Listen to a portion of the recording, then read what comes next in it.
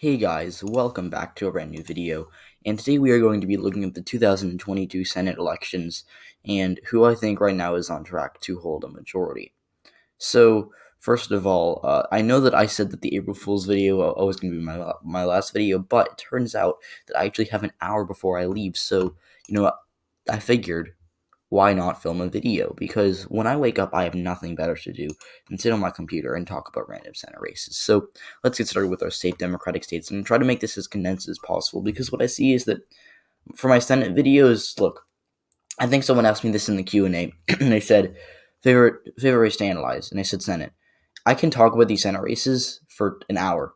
So I'm going to try to get this to be under 10 minutes because I know that most of you don't want to hear me rambling on about one race for a quarter of the video and then talk about another race that's equally as important for 2 seconds. So I'm doing it right now. So the safe states, I don't really need to explain any of these.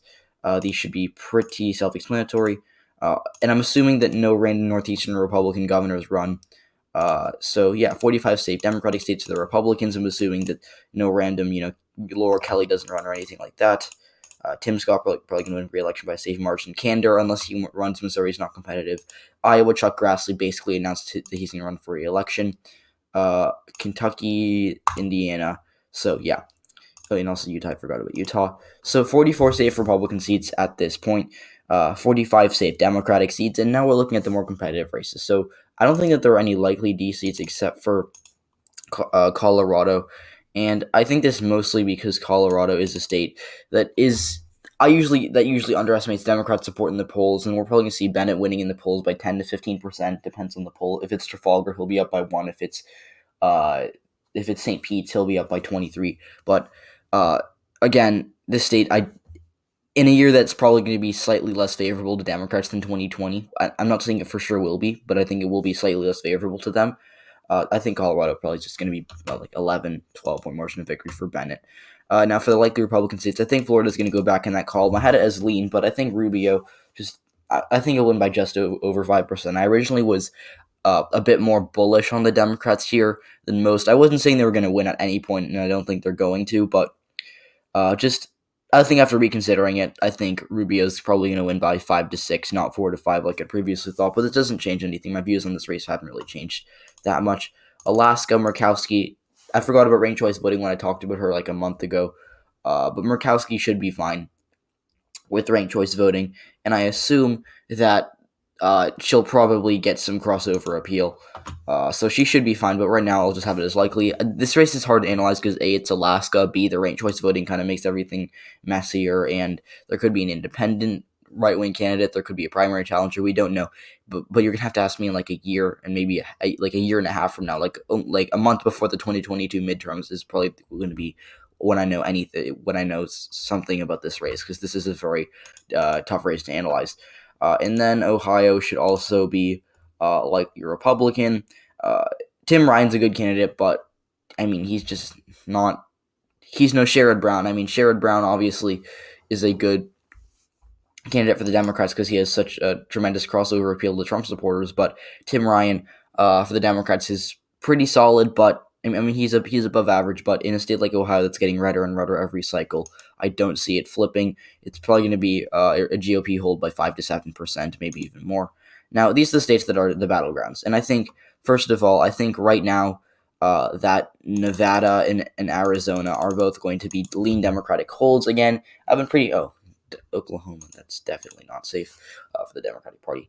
Now, Nevada, I think, is a state where the Democrats have been getting a lot of I think Democrats are dooming about Nevada too much, to be completely honest. Nevada is a state that the Republican Party is having a tough time winning in because in a midterm year, Hispanics are usually more favorable to the incumbent than they would be otherwise. And I think that that's going to help, Catherine Cortez Masto in Clark County and Washoe. She should be fine. I mean, she might run behind Biden a little bit in Washoe, but I mean, being completely realistic, I don't see her losing it the way she did in 2016. And she's demonstrated. In 2016, she lost Washoe County, and then in and she still won the election because she did so well in Clark. She can lose. She can afford to lose Washoe. So I think that Clark should come out for her. She'll probably win it by a safe margin. Probably outperform Biden by 5 to 10%, if we're being completely honest here, and win the state of Nevada. Arizona, Mark Kelly, Andy Biggs, and Paul Gosar have been speculated to run. Biggs is probably more likely to run, and he's more electable than Gosar. But as of right now, I don't think that either of them will be favored to win. People say that if Biggs runs, it's like a lean Republican, and I know that most people don't think that. Like, I know it's more of a red eagle, real American politics thing. But you have to remember that when you have a popular incumbent like Kelly, unless the midterm is a super Republican year, which I don't think it will be, he should be fine, realistically speaking. He'll probably win by a similar margin that he did in 2020. So, yeah. Now, going over to our lean Republican states, I think I'm only going to do one, and that is the state of North Carolina. And I think right now North Carolina should be lean Republican. I originally had it as tilt, which for me is kind of like a toss-up, but I think it's in lean Republican territory right now. Jeff Jackson's probably going to be the Democratic nominee. Again, it's very early, but as of right now, he's the favorite. And he's a good candidate, not spectacular. And in a midterm, North Carolina stubbornly has been voting for like the past few election cycles, 5 to 6% to the right of the nation. And I'll talk about North Carolina in future videos for sure. I think we need to do a deeper dive on it. But for those of you who don't know, North Carolina was a safe red state up until 2008, where it flipped to Obama. And it's been kind of a toss-up since then. I think it'll stay a toss-up until like 2028. Then it'll go kind of more Democratic leaning, like a likely to save Democratic state, because the suburbs are going to swing it fully to the left, but they're not growing at the rate they need to be.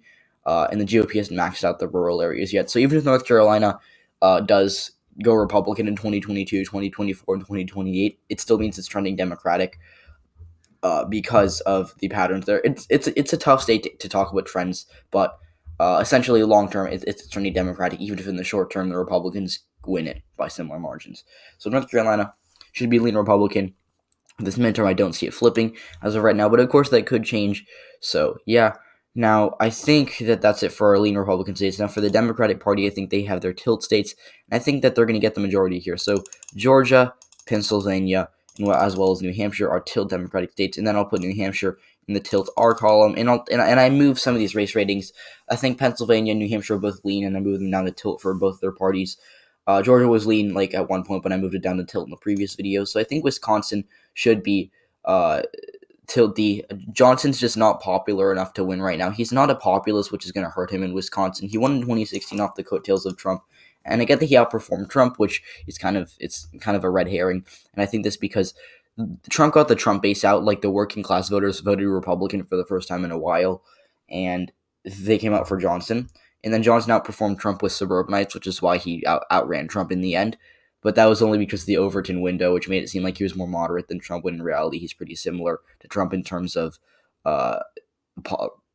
policy. In terms of rhetoric, he's vastly different. But that's a story for another time. And I think, long story short, without Trump on the ballot, the Republican Party can't win Wisconsin. I mean, in 2018, they had a bad performance there. They had an incumbent governor lose re-election, which is not good at all.